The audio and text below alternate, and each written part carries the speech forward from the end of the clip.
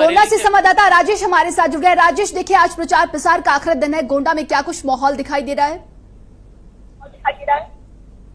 गोंडा में चूंकि 5वें चरण में चुनाव होना है, गोंडा और कैसरगंज 2 लोकसभा सीटें हैं यहाँ पर, और आज जो चुनाव प्रचार है वो शाम को 5 बजे थम भी जाएगा।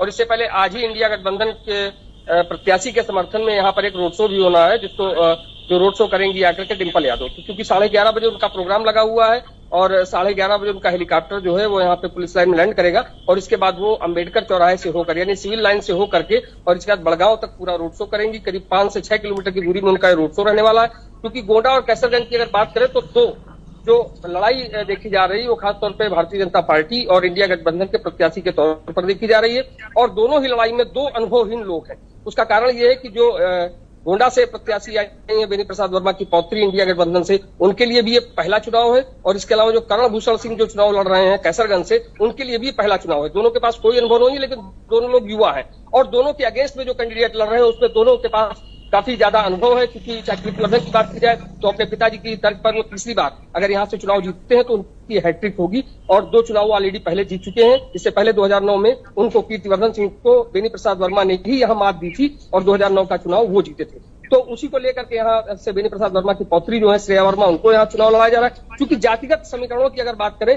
तो कहीं ना कहीं कुर्मी वोट जो है, अनुसूचित जाति के जो वोट है वो कहीं ना कहीं गोंडा लोकसभा में ज्यादा है, और इसके अलावा कैसरगंज जो है वो मुस्लिम और ब्राह्मण जो बाहुल्य मतदाता है वहां पर ज्यादा है। तो ऐसी स्थिति में जो देखा जा रहा है कि दोनों की ओर बहुत कांटे की लड़ाई है इंडिया गठबंधन और भारतीय जनता पार्टी के बीच में। क्योंकि कैसरगंज में केवल 4 प्रत्याशी चुनाव लड़ रहे हैं और गोंडा में 8 प्रत्याशी चुनाव मैदान में।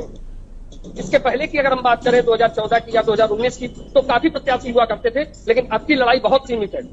जो बहुजन समाज पार्टी है उसने दोनों जगह से ब्राह्मण कैंडिडेट को उतारा है, और इसके अलावा लड़ाई इसलिए जो कि ज्यादा देखी जा रही है कि उसका सबसे बड़ा कारण ये है कि जो भगत राम मिश्रा आए हैं उनको इंडिया गठबंधन ने अपना प्रत्याशी बनाया, क्योंकि यहाँ से दोनों आयातित प्रत्याशी हैं, चाहे हम बात कर लें गोंडा की और चाहे हम बात कर लें कैसरगंज की। क्योंकि कैसरगंज में जो प्रत्याशी आया वो भी आयातित है, बहराइच का है, यहाँ का नहीं रहने वाला है। गोंडा मतलब जो 5 विधानसभा सीटें पड़ती हैं वहां का नहीं है। इसी तरह से जो गोंडा में प्रत्याशी आया वो भी बाहर का है, बाराबंकी साइड का है, उसको यहाँ से लड़ाया गया है। तो दोनों के बीच में विकास पुरुष का नारा लेकर के बेनी प्रसाद वर्मा आए थे और 2009 में चुनाव जीत गए थे।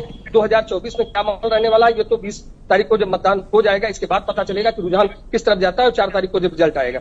लेकिन जो आज का रोड शो है वो काफी बेहद अहम माना जा रहा है, क्योंकि डिम्पल यादव यहाँ पर पहुंचेंगी। इसके बाद शहर का जो वोटर है उसका मूड कैसे वो चेंज करती है, किस तरह से अपने पाले में उनको लेकर के आती है, ये देखने वाली बात रहने वाली है। तमाम जानकारी के लिए बहुत बहुत धन्यवाद आपका।